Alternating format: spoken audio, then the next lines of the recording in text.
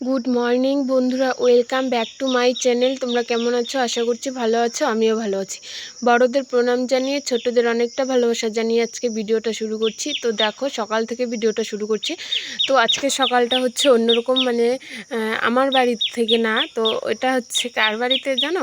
তো আমি রিমিদের বাড়িতে এসেছি। তো রিমিদের বাড়িতে এসেছি তার কারণ হচ্ছে কালকে সন্ধ্যাবেলায় এসেছি। তো কালকে তো ভিডিও তো কোনো রকম করতে পারিনি, হুট করে প্রোগ্রাম করে চলে এসেছি। রিমি ফোন করছিল আসার জন্য, ওর ভালো লাগছিল, তাই আসলাম আর কি ঘুরতে। তো এই যে দেখো ফুলগুলো কি সুন্দর। আমার তো ভীষণ ভালো লাগে ফুলটা, দেখতে খুব ভালো লাগছিলো, তাই ফুলটা দিয়ে আজকে সকালের ভিডিওটা শুরু করলাম। তো এই যে দেখো সাদা ফুল, এত সুন্দর লাগছিল ফুলটা, কি বলবো। তো চলো এখন আমি ব্রাশ ট্রাশ করে মুখ টুক ধুয়ে তারপর হচ্ছে চাটা খেয়ে নিব। তো কালকে তো ভিডিও করতে পারিনি, তো তাই আজকে ভাবলাম যে সকাল থেকে ভিডিওটা শুরু করি। তো যতটুকু পারি ততটুকু শেয়ার করবো, আর এখানটায় আর কি তোমাদেরকে শেয়ার করব। তো সেরকমভাবে তো কোনো কাজকর্মও নাই। আর তো চলো ভিডিওটা কন্টিনিউ করো, আশা করি ভালো লাগবে।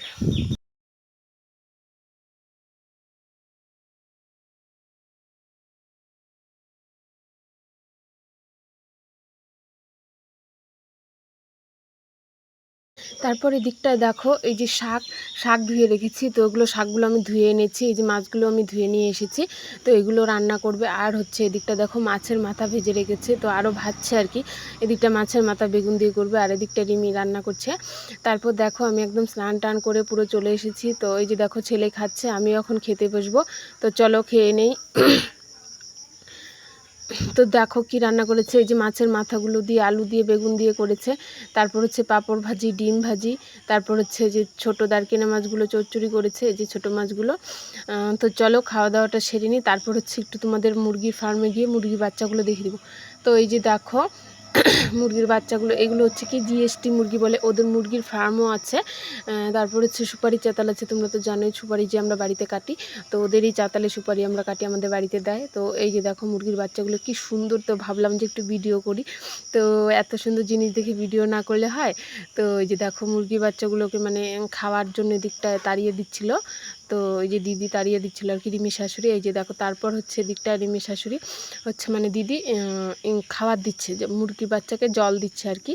তো এই যে দেখো কীভাবে জল দেয়, আমি তো দেখিনি। তো আমি ভাবলাম যে যাই একটু দেখে আসি আর একটু ভিডিও করে নিয়ে আসি। তো এই যে দেখো মুরগির বাচ্চাটা, এই বাচ্চাটা না আধমরা হয়ে গেছে আর কি, এটা মরে যাবে আর বাঁচবে না। তো তবু বলছিল যে একটু জল খাইয়ে দেওয়ার জন্য। তো এই যে জল খাওয়াচ্ছিল। তো যেহেতু বাচ্চাও নেই, হয়তো অনেক বাচ্চাই মারা যায় আর কি। অনেক বাচ্চা ছিল এখানে, 1200 মুরগির বাচ্চা ছিল আর কি। তারপর চলো একটু চাতালে গিয়ে দেখি। তারপর দেখো ওই দিকটা হচ্ছে সুপারি চাতাল। তো তোমাদেরকে বলেছিলাম না যে বাড়িতে, যে এর আগের ভিডিওতে দেখেছি আমরা বাড়িতে বসে সুপারি কাটি। তো এই সুপারিগুলো আমাদের ওরা বাড়িতে নিয়ে তারপর হচ্ছে খয়ার আছে না, খয়ার দিয়ে তারপর হচ্ছে আবার সেদ্ধ করে আবার রোদ্রে শুকাতে দেয়। তো এই যে দেখো রোদ্রে শুকাতে দিচ্ছে। তো ওইগুলো ঘষতে হয় এমন করে।